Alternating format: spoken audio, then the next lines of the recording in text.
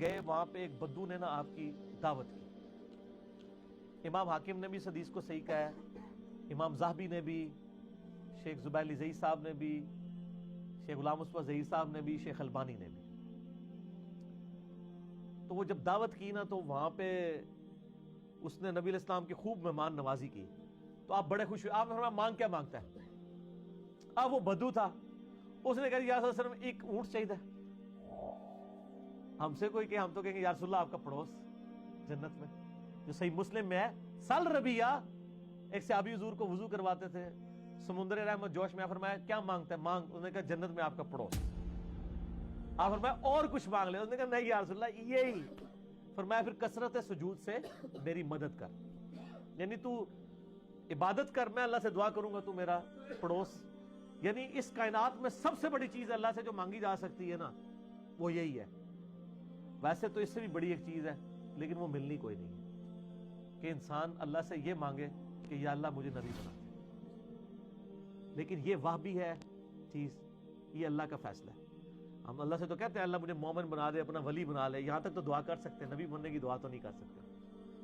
نہ نبی علیہ السلام کے خاتم النبیین ہونے سے پہلے کر سکتے تھے نہ بعد میں, ورنہ سب سے بڑی دعا یہ ہوتی. اس کے بعد اگر کوئی دعا ہے, نبی نہیں بنا سکتا تو نبیوں کا پڑوس. اینڈ رزلٹ یہ ہو کہ جنت میں نبیوں کے ساتھ. تو اس بدو نے کہا یا رسول اللہ ایک اونٹ چاہیے, ایک بکری جو دودھ دیتی ہو. وہ آ فرمایا تیرے نالوں تے اللہ دے بندیا موسیٰ علیہ السلام دے زمانے دی بڑھڑی چنگی رہ گئی.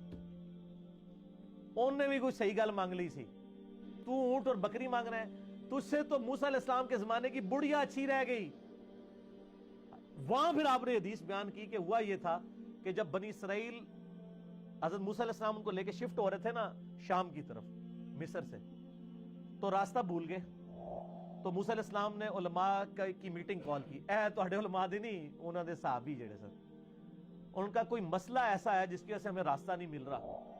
تو علماء نے حضرت موسیٰ علیہ السلام کو عرض کی کہ یا نبی اللہ, ہمارے آباء و اجداد نے حضرت یوسف علیہ السلام سے موت کے وقت یہ عہد لیا تھا. حضرت یوسف نے کہا تھا کہ جب کبھی بھی بنی اسرائیل مصر سے شفٹ ہوئے نا تو میری لاش ساتھ لے کے جائیں گے شام, میرے آبائی ملک. آپ کو پتہ ہے نا کہ وہ حضرت یوسف علیہ السلام تو ایک حادثے کے تحت مصر آئے تھے نا, آبائی ملک تو شام ہی تھا نا, جو کچھ بھائیوں نے کیا, اور اس پہ ایران والوں نے ایک فلم بھی بنائی ہوئی ہے. سورہ یوسف تو اتنی دردناک ہے انسان پڑھ نہیں سکتا, کس طرح ایک چھوٹے سے بچے کے ساتھ کیا کچھ کیا.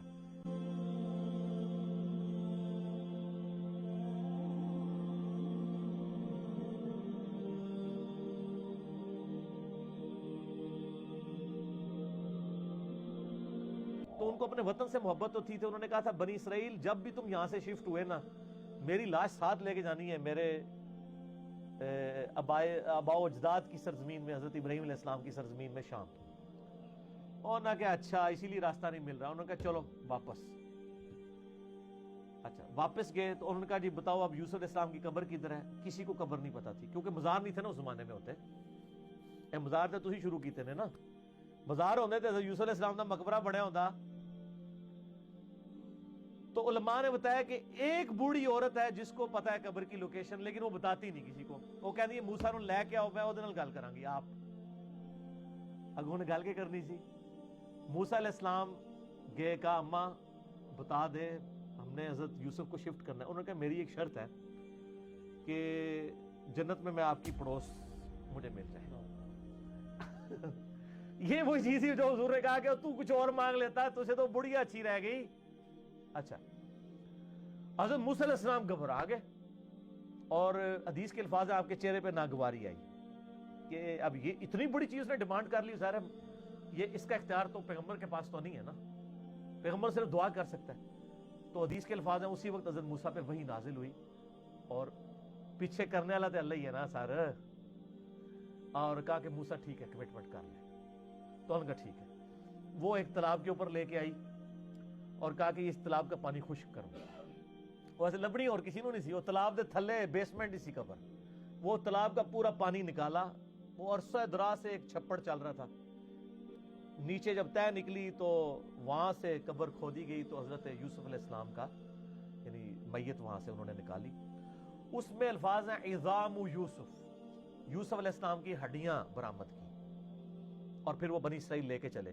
اچھا وہ 10 کمانڈمنٹس جو فلم ہے نا ہالی ووڈ کی, اس میں بھی انہوں نے یہ سین فلمایا ہوا ہے, یوسف علیہ السلام کی لاش کو نکال کے شفٹ کرنے لگا, وہ ساتھ لے کے جاتے ہیں باقاعدہ, یعنی ان کی بھی ٹرم میں یہ موجود ہے یہ والا واقعہ جو نبی علیہ السلام نے سنایا. اب اس میں الفاظ ہے عظام یوسف, اس کی وجہ سے شیخ البانی نے سلسلہ حدیث صحیحہ میں جب حیات النبی کا عقیدہ ڈسکس کیا نا تو انہوں نے کہا کہ میں بڑے عرصے سے اس حدیث پہ پریشان تھا کہ یوسف علیہ السلام کی ہڈیوں کا یہاں پہ ذکر ہے, تو کہتے ہیں پھر اللہ نے میری مشکل آسان کی, مجھے ابو داؤد میں ایک حدیث مل گئی جس سے مجھے پتا چلا کہ عربی لنگوسٹک میں جسم کے لیے بھی ہڈیوں کا لفظ بولا جاتا ہے.